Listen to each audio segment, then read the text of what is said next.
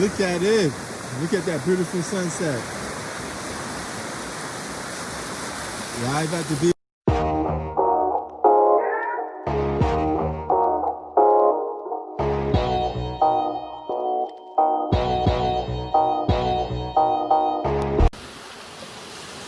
All right, yo, since we live at the beach, my last video I did the age breakdown of Michael Jordan and LeBron James, how they both won a championship at age 35, which is remarkable, a great accomplishment.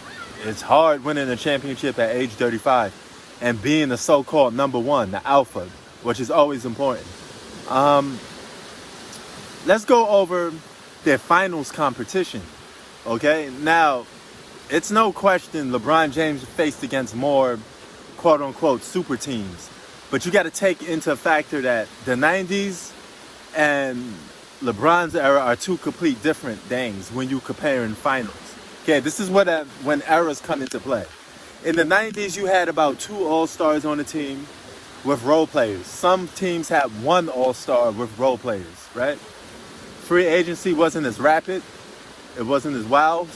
And you couldn't leave your team as fast as you could do now. Nowadays, you can sign a short-term contract, 4 years, and you're out. Then you could go and form a super team.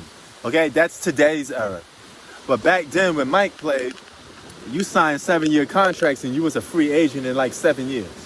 Okay, so you was predominantly stuck on your team for most of the part. And Jordan faced a lot of good competition in his era, man. 91, you know, a great organized basketball team. You know, a lot of those teams Jordan faced against, some of those teams don't stick out for star power, like 4 All-Stars on one team. But when it comes to playing all-around basketball, perfect team basketball, they were great at it. Some of those 90s teams could beat a lot of those teams that's playing today because they play full team basketball. It's kind of like watching the Miami Heat. They went to the finals by playing full team basketball. A lot of teams these days, they go by superstars and ISO power.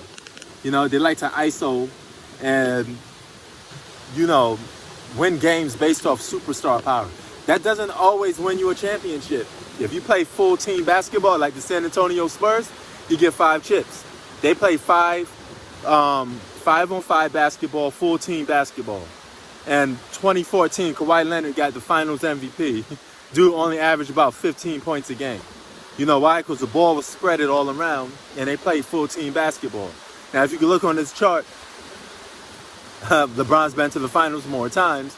Now, you see the staggering amount of All-Stars that he played against with compared to Mike. Mike played against 2 All-Stars predominantly every time he went to the finals, okay?